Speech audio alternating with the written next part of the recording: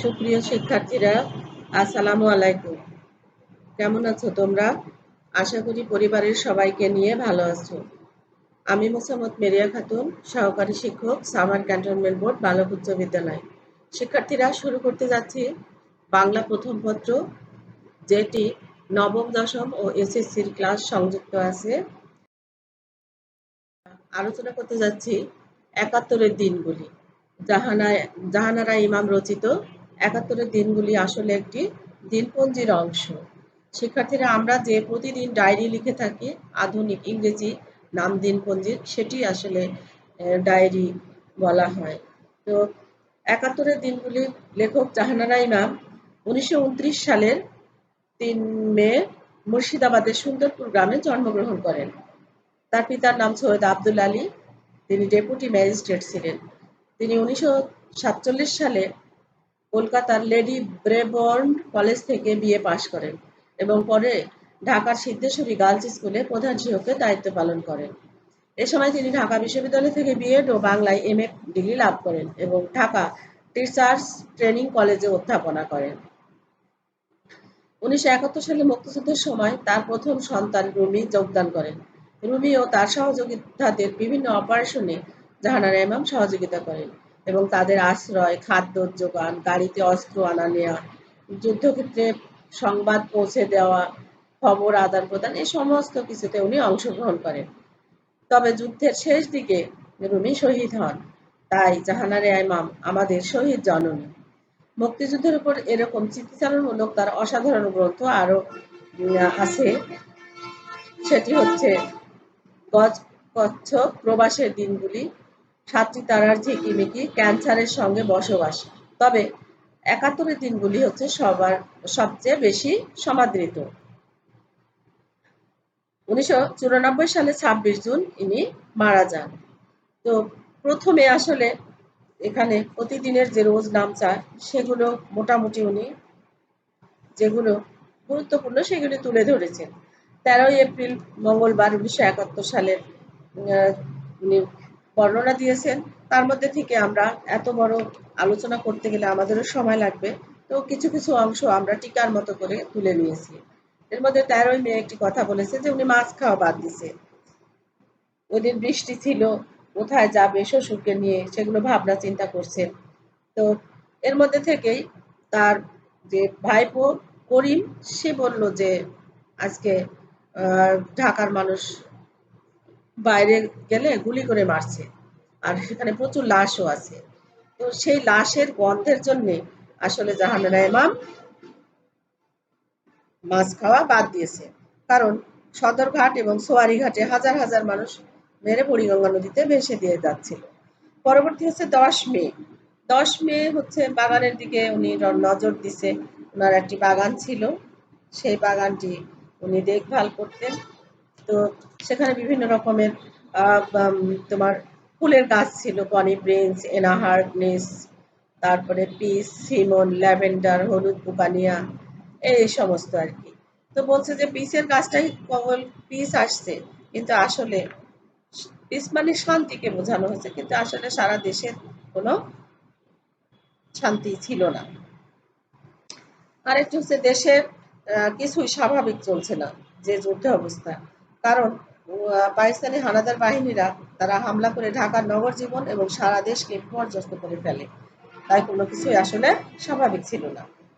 ১২ মে হচ্ছে স্কুল খোলার দিন ছিল, কিন্তু তারা পারিবারিকভাবে সিদ্ধান্ত নেয় যে স্কুল খুললেও তারা ছেলেদেরকে বা তাদের যে ছেলে মেয়ে তাদের কাউকেই স্কুলে পাঠানো যাবে না, পাঠাবে না। কারণ এই সময় কোন দিকে কি হয়। তবে তার ছেলে জামি বাড়িতেই পড়াশোনা করছে, কারণ সে ক্লাস 10-এ পড়ে। তাই এই সময় যে অবরুদ্ধ অবস্থা, তারা ঠিক করছে যে তারা পড়াশোনা করবে, সময়ও কাটবে, কোনো রকম নিষ্ক্রিয়তায় হাঁপিয়ে উঠবে না। পরবর্তী হচ্ছে ১৭ মে ১৯৭১। ওই দিন বিভিন্ন পদস্থ ব্যক্তিদের প্রোগ্রাম করিয়ে যখন কোনো সুবিধা পায়নি, তখন তারা কি করছে, মিথ্যা বিবৃতি দেওয়ার কূটকৌশল মানে শুরু করে। বা আমাদের দেশের যে বুদ্ধিজীবী এবং শিল্পী ছিল, তারা সবকিছু তাদের ব্যানেটের মুখে মিথ্যা খবর বিবৃতি দিতে, বর্ণনা করতে বাধ্য হয়েছে আর কি। এজন্য সেজন্য বলছে যে এত বেশি মিথ্যা যে গোয়েবেলস ছিল, সে গোয়েবেলসও এত মিথ্যা লিখতে পারতেন কিনা সন্দেহ। গোয়েবেলস হচ্ছে তোমার জার্মানির যে হিটলার ছিল, সেই হিটলারের একজন সহযোগী। সে পৃথিবীতে রাজনীতিতে প্রতিহিংসা এবং মিথ্যা রটনার একজন প্রবর্তক ছিলেন। পরের হচ্ছে 25 মে কাজী নজরুলের জন্মজয়ন্তী সবাই পালন করছে, এটা আর কি বলছেন। তো উনি দৌড়ে উপরে গেছে, দেখছে যে একটা নতুন কণ্ঠস্বর, তো ছদ্মনাম বলছে, হ্যাঁ সালেহ আহমদ বলছে, কিন্তু আসলে সালেহ আহমদ না। এই জন্যে সে কণ্ঠস্বর চিনতে পারে না, সেটাই আর কি এখানে বর্ণনা করেছে। আরেকটি হচ্ছে জেনারেল লিয়েজি 90,000 পাকিস্তানি সৈন্য নিয়ে আত্মসমর্পণ করার কথা বলছে এখানে, যে আত্মসমর্পণ করছে। 25 মার্চ মধ্যরাতে হানাদার বাহিনী আক্রমণ করে এবং 16 ডিসেম্বর যে আত্মসমর্পণ করে সেটা। এরপরে আরেকটি হচ্ছে চরমপত্রের কথা এখানে বলা হয়েছে, যে চরমপত্র বলতে বোঝায় শেষবারের মতো সতর্ক করে দেওয়ার জন্য প্রেরিত পত্র। তো মুক্তিযুদ্ধের সময় মুক্তিবাহিনী এবং দেশবাসীকে অনুপ্রেরণা দেওয়ার জন্য স্বাধীন বাংলা বেতার কেন্দ্র থেকে এরকম এমআর আক্তার মুকুল রচিত হানাদার বাহিনীর অপকীর্তি এবং মুক্তিযোদ্ধাদের সাফল্য নিয়ে হাস্যরসাত্মক এই পত্রিকাগুলো প্রচার হতো। এগুলোই চরমপত্র নামে পরিচিত ছিল। আরেকটি হচ্ছে রুমি যখন ধরা পড়ে মুক্তিযুদ্ধের শেষ দিকে, তো তাদেরকে মার্সি পিটিশন করার কথা বলা হয়েছিল, যে তারা বাবা মা যদি মার্সি পিটিশন করে তাহলে কেমন হয়। তো শহীদ জননী জাহানারা, সে একজন আদর্শিক মানুষ ছিলেন, তো বলছে যে না, তাকে আমি মার্সি পিটিশন করব না, তাকে অন্য উপায়ে কোনো বের করে তাকে উদ্ধার করা যায় কিনা সেই চেষ্টা তোমরা করো। খুনি সরকারের কাছে রুমি প্রাণ ভিক্ষা চেয়ে আরো রুমির আদর্শকে অপমান করা হবে। যদিও শেষে শিক্ষার্থীরা রুমিকে তারা মেরে ফেলে, কিন্তু তার জন্য কেউ মার্সি পিটিশন করেনি এবং রুমির আদর্শকে অপমানও করেনি। তো পরের দিন একেবারে বিকেলবেলা দেশ স্বাধীন হয়েছে, আত্মসমর্পণ করছে, সেজন্য ভীষণ দুপুর থেকে সারা শহরে ভীষণ যে চাঞ্চল্য এবং উত্তেজনা বিরাজ করছিল, সেটি লেখিকা তোমার আলোচনা করেছে। শিক্ষার্থীরা, এবার আমি জেনে নেব তোমাদের যে বরাবর একটু অনুধাবন প্রশ্ন আলোচনা করে থাকি সেটি। তো এখন আমরা আলোচনা করতে যাচ্ছি অনুধাবন প্রশ্ন। প্রথম প্রশ্ন হচ্ছে, নিয়াজের আত্মসমর্পণ আনন্দের, কিন্তু শরীফের কুলখানি বেদনার, এটি কেন? নিয়াজের আত্মসমর্পণের মধ্য দিয়ে মুক্তিযুদ্ধে বিজয় সূচিত হয় এবং তা বাঙালি জাতির জন্য আনন্দের, কিন্তু লেখিকার যে স্বামী, তার আজ কুলখানি, সেটি তার মনে পড়ে তার কাছে খারাপ লাগছে, সেটি বলা হয়েছে। নিয়াজির নেতৃত্বে পাকিস্তানি সেনাবাহিনী আত্মসমর্পণ করার ফলে দেশ, আমাদের বাংলাদেশ শত্রুমুক্ত হয় এবং বিজয়ে উজ্জিত হয়। বীর মুক্তিযোদ্ধাদের কাছে নিয়াজির যে আত্মসমর্পণ, এটি আপামর জনসাধারণের কাছে খুবই আনন্দের ছিল, কিন্তু তার স্বামী যে শরীফ, তার মারা যাওয়ার কারণে জাহানারা ইমামের কাছে খুবই বেদনা বিধুর ছিল। কোনো মানুষেরই প্রিয়জনের মৃত্যু কেউই মেনে নিতে পারে না, তা সবসময় শোকাবহ হয়ে থাকে, এটি এখানে বোঝানো হয়েছে। পরের প্রশ্ন হচ্ছে, প্রতিঘাতের ছোট ছোট স্ফুলিঙ্গ বলতে লেখিকা কি বুঝিয়েছেন? প্রতিঘাত অর্থাৎ ঘাত, মানে আঘাতের প্রতি উত্তরই কিন্তু আসলে প্রতিঘাত, আর স্ফুলিঙ্গ হচ্ছে আগুনের কণা।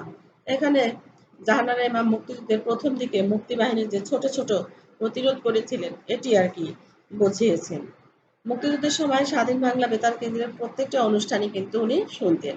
তাই 25 মে রাত্রেও এটি শুনছিলেন। এ সময় ঢাকার বহু জায়গায় মুক্তিযোদ্ধাদের গ্রেনেড হামলার কথা উনি শুনতে পান।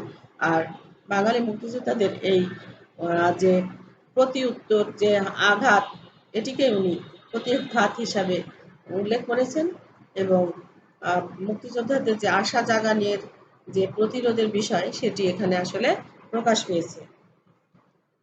পরের প্রশ্ন হচ্ছে, এখন তাহলে খোদ ঢাকাতেও ব্যাখ্যা করো। অর্থাৎ ঢাকা শহরে যে গেরিলা তৎপরতা শুরু হয়ে গেছিল, সেটি শুনে উনি আশ্চর্য হয়ে গেছিল যে তাহলে ঢাকাতেও গেরিলা আক্রমণ শুরু হয়েছে। তিনি ঢাকার অবস্থা কেমন ছিল সেটি বর্ণনা করেছেন। তো কয়েকটি ঘটনার মধ্যে দিয়ে মুক্তিফৌজ অর্থাৎ মুক্তিবাহিনী তাদের যে গেরিলা তৎপরতা উনি তুলে ধরেছেন, সেটি ঢাকায় যখন ঢুকে পড়ে মুক্তিযোদ্ধারা এবং ছোট ছোট তোমার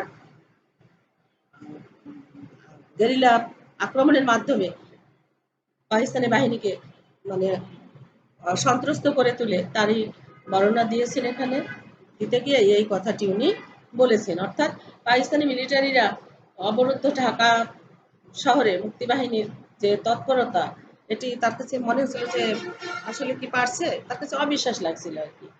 সেজন্য উনি এই কথাটি আসলে বলেছেন। এটা আলটিমেটাম, এটি বোঝাতে কি বোঝানো হয়েছে? আলটিমেটাম বলতে আসলে তোমার চরমপত্রকে বোঝায়। তো আমাদের দেশে যখন মানে নির্দিষ্ট সময় বেঁধে দেয়া আর কি যাকে বলে, মুক্তিযুদ্ধের সময় স্বাধীন বাংলা কেন্দ্র থেকে যে প্রচার করত, সেটির নামই ছিল চরমপত্র। আর বিভিন্ন হুমকিমূলক যে কথা দিত, তাই আসলে আলটিমেটাম। জাহানারা ইমাম রচিত ৭১ দিনগুলি রচনায় পাকিস্তানি বাহিনীর যে নির্মম হত্যাকাণ্ডের পাশাপাশি মুক্তিবাহিনী এবং তাদের সহযোগীদের ভূমিকাও এখানে বর্ণনা হয়েছে। বিশেষ করে স্বাধীন বাংলা বেতার কেন্দ্রের মাধ্যমে যে নানা রকম জাগরণীমূলক অনুষ্ঠান, গান, কবিতা, তোমার অভিনয়, এগুলো দিয়ে তারা মুক্তিযোদ্ধাদেরকে ইন্সপায়ার্ড করতো আর কি, উৎসাহ দিত।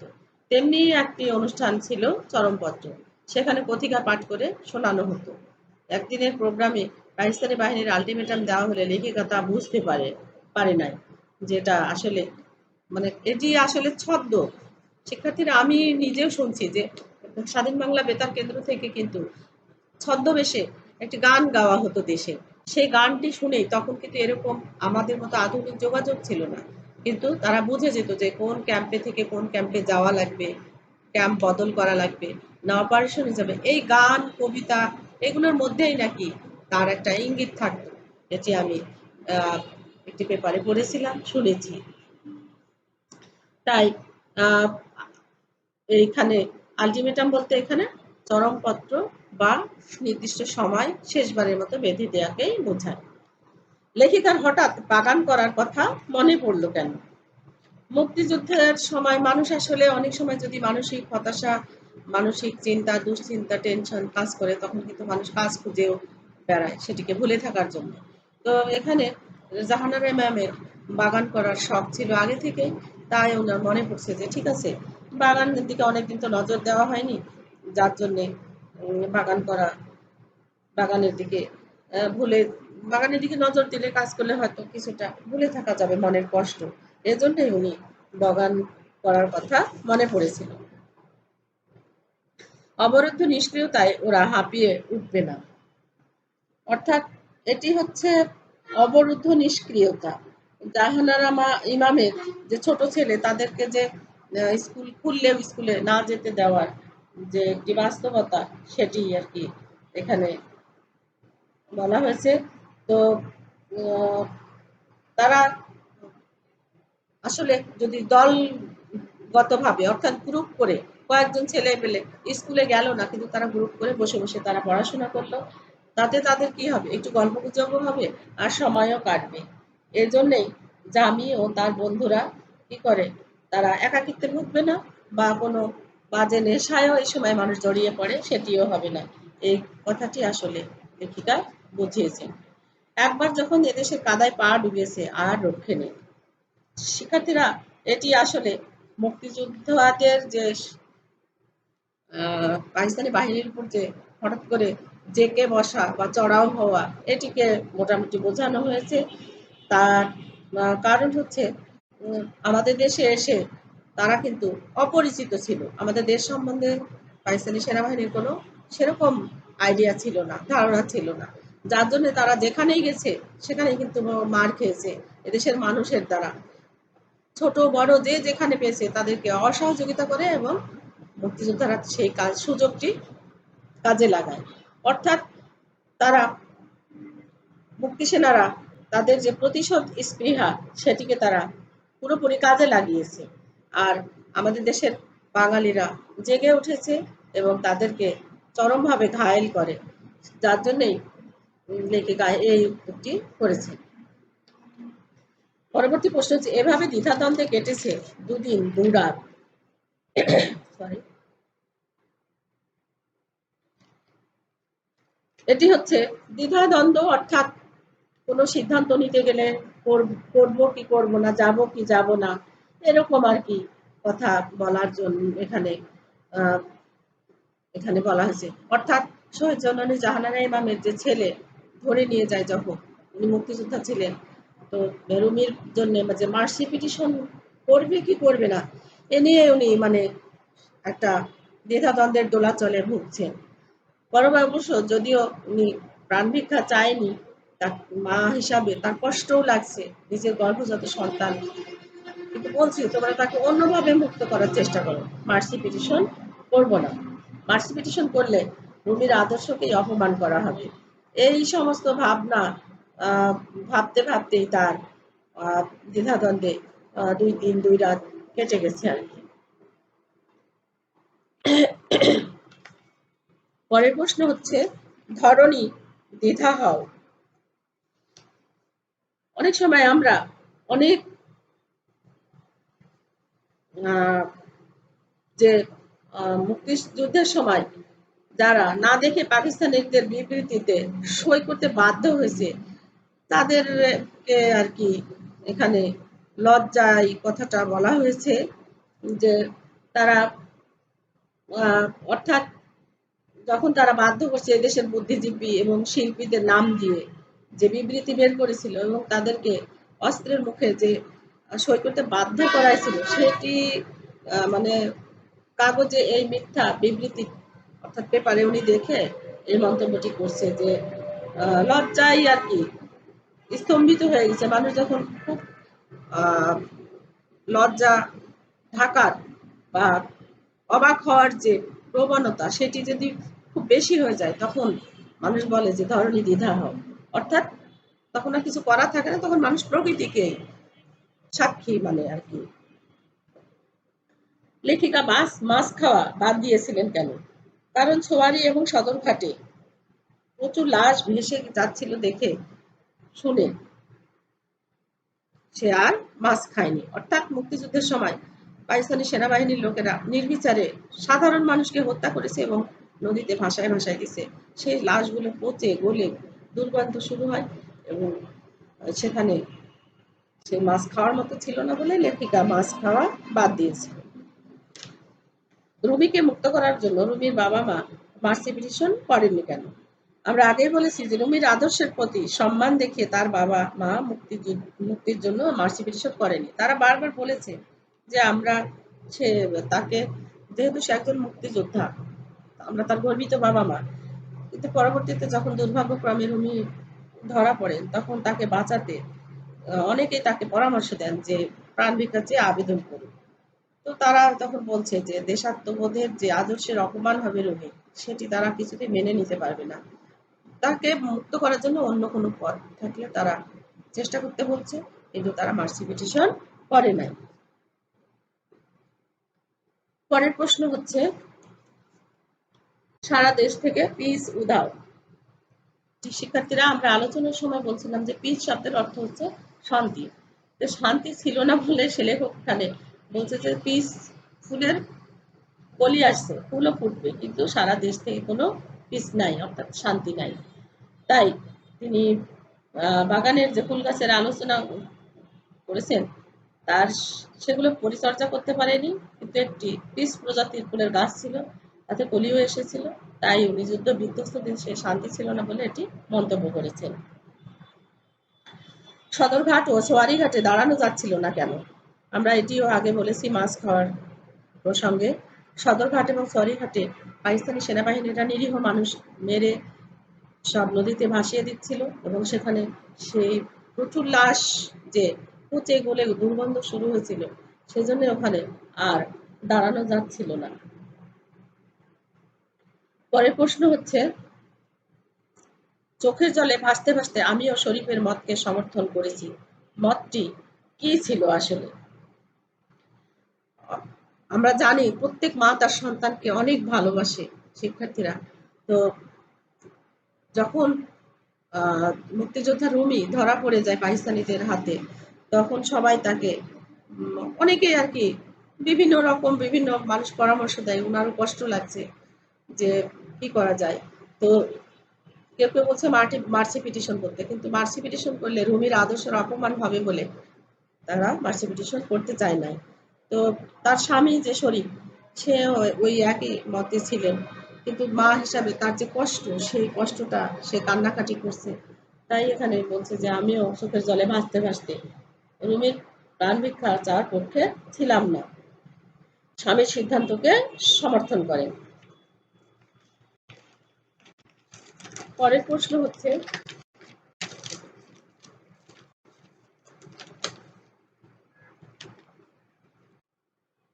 লেখিকার মন, পরের প্রশ্ন হচ্ছে লেখিকার মন পাষাণ ভরা কেন?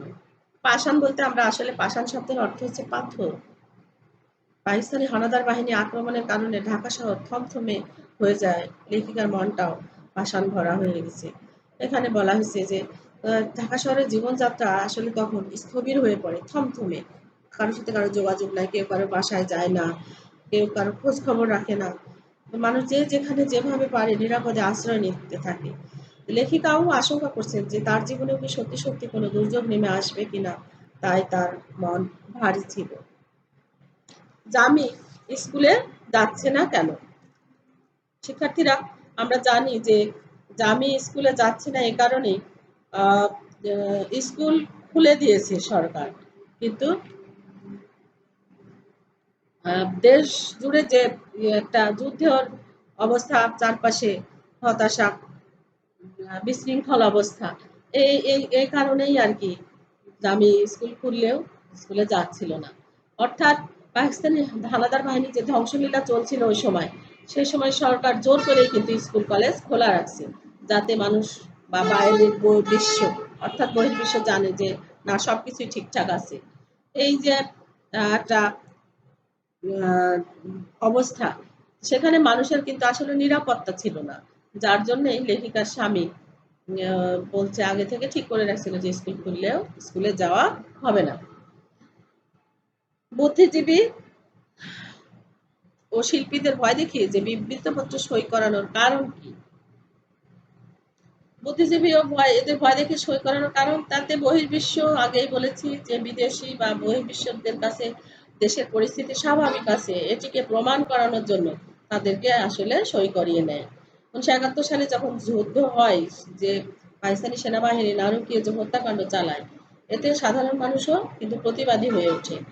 তাদের থামাতে পাক বাহিনী রেডিও টিভির কর্মকর্তাদের বিভিন্ন অনুষ্ঠান করায়, এবং এতেও যখন কোনো কাজ না হয় তখন তাদেরকে ভয় দেখিয়ে বিবৃতিতে সই করে নেয় এবং বিবৃতি প্রকাশ করে।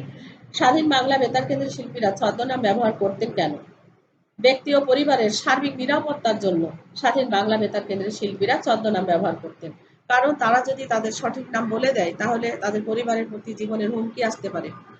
তো এজন্যই তারা ছদ্মনাম ব্যবহার করতো। এতে সুবিধাও ছিল, কারণ পাকিস্তানিরা কিন্তু এদেশের মানুষকে তেমন একটা চিনত না, যার জন্য এই ছদ্মনামটা কিন্তু আহ, আমাদের দেশের মানুষের জন্য একটি সুবিধাই হয়েছিল। তারা বিভিন্ন স্বাধীন বাংলা বেতার কেন্দ্র থেকে বিভিন্ন ছদ্মনাম ব্যবহার করতেন এবং সেখানে শিল্পী, সাহিত্যিক, আবৃত্তিকার, সাংস্কৃতিক অঙ্গনের নামকরা ব্যক্তিরাই অংশগ্রহণ করতেন, কিন্তু তাদের নামটা শুধু গোপন রাখতেন। এটি একটি তাদের পরিবার এবং তাদের নিজেদেরও রক্ষা করার যে কৌশল, সেটি আর কি ছিল। রুমির আদর্শের অপমান বলতে কি বোঝানো হয়েছে?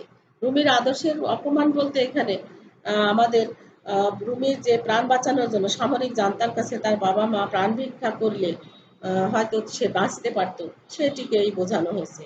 অর্থাৎ আমাদের মুক্তিযুদ্ধের সময় রুমি মুক্তিযুদ্ধে যোগদান করে এবং তার উদ্দেশ্য ছিল এদেশকে স্বাধীন করা এবং দেশকে শত্রুমুক্ত করা, কিন্তু শেষের দিকে এসে তিনি হানাদারদের হাতে ধরা পড়ে যান। এতে তার বাবা মা শঙ্কিত হয়ে ওঠেন এবং তার কাছে অনেকেই বলেন যে তার জীবন ভিক্ষা চাওয়ার কথা, কিন্তু তারা তা করেনি, কারণ রুমির আদর্শের অপমান হবে বলে কাজটি করেনি। স্বাধীন বাংলা বেতার কেন্দ্রে কারা কাজ করতেন? স্বাধীন বাংলা বেতার কেন্দ্রে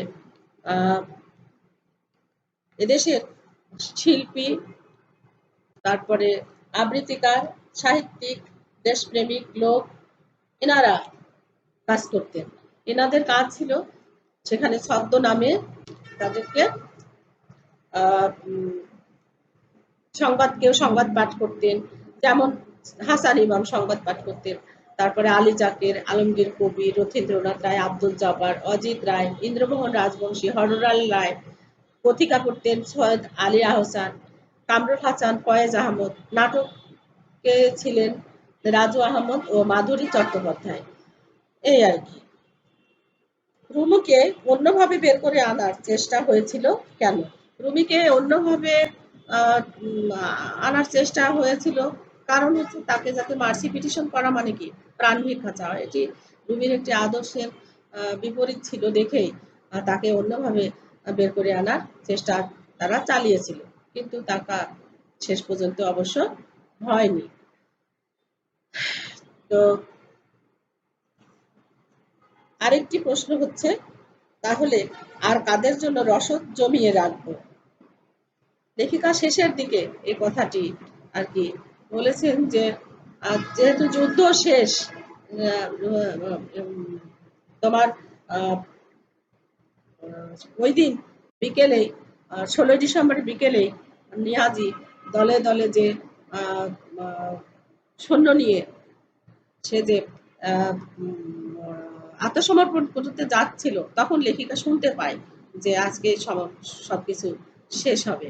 তখন আর কি উনি মুক্তিযোদ্ধাদের বিভিন্ন রসদ, খাবার এগুলো সব জমায় জমায় রাখতো এবং তাদেরকে দিতেন। তো তখন বলছেন যে আজ থেকে তো আর কারোর জন্য খাবার জোগাড় করে রাখা লাগবে না, এই জন্যই আর কি এই কথাটি উনি বলেছেন। স্বাধীনতা যুদ্ধে বেতারের ভূমিকা কি ছিল? শিক্ষার্থীরা, স্বাধীনতা যুদ্ধে বেতারের ভূমিকা অনেক অসামান্য অবদান ছিল। তো এখানে নানান সময়ে চরমপত্র সহ নানাবিধ যে উৎসাহমূলক, উদ্দীপনামূলক যে অনুষ্ঠান প্রচার হতো, সেটি শুনে শুনেই মুক্তিযোদ্ধারা উৎসাহিত হতো এবং যুদ্ধে নানা কর্মকাণ্ডে তারা জড়িয়ে পড়ত। তো এখানে প্রথম থেকে স্বাধীন বাংলা বেতার কেন্দ্রে নানা যে অনুষ্ঠান প্রচার হতো, সেগুলো তারা ছদ্মনামে নিজেদের এবং পারিবারিক নিরাপত্তা এটির কথা ভেবে ছদ্মনামে তারা অনুষ্ঠান করতেন। এম আর আক্তার মুকুল কর্তৃক রচিত চরমপত্র সহ বিভিন্ন উদ্দীপনামূলক গান অনুষ্ঠান প্রচার করতে স্বাধীন বাংলা বেতার কেন্দ্র, এবং এগুলো মুক্তিযোদ্ধাদের উদ্দীপনা জাগানোর জন্যই করা হতো। তাই বলা যায় যে স্বাধীনতা যদি স্বাধীন বাংলা বেতার কেন্দ্রের ভূমিকা অনস্বীকার্য ছিল। শিক্ষার্থীরা, আমি তোমাদের এই পাঠ আলোচনা শেষ করলাম। যদিও এটি তোমাদেরকে একটি অল্প আকারে আসলে আলোচনা আরো বেশি পড়তে হবে, আরো বেশি জানতে হবে। তোমরা নিজেরাও কিছু প্রশ্ন করবে, আর এই প্রশ্নগুলো তোমরা নোট করার চেষ্টা করবে, আর প্রচুর রিডিং করবে, কারণ এটি একটি দিনপঞ্জির অংশ মনে করতে পারো। কারণ এখানে প্রত্যেক তারিখে কি বার ছিল, কি ঘটনা হয়েছিল ওই দিন, সেগুলো একটু তোমাদের জানা থাকা দরকার। তো সবাইকে ধন্যবাদ জানিয়ে আমি এখানে আমার ক্লাস শেষ করছি।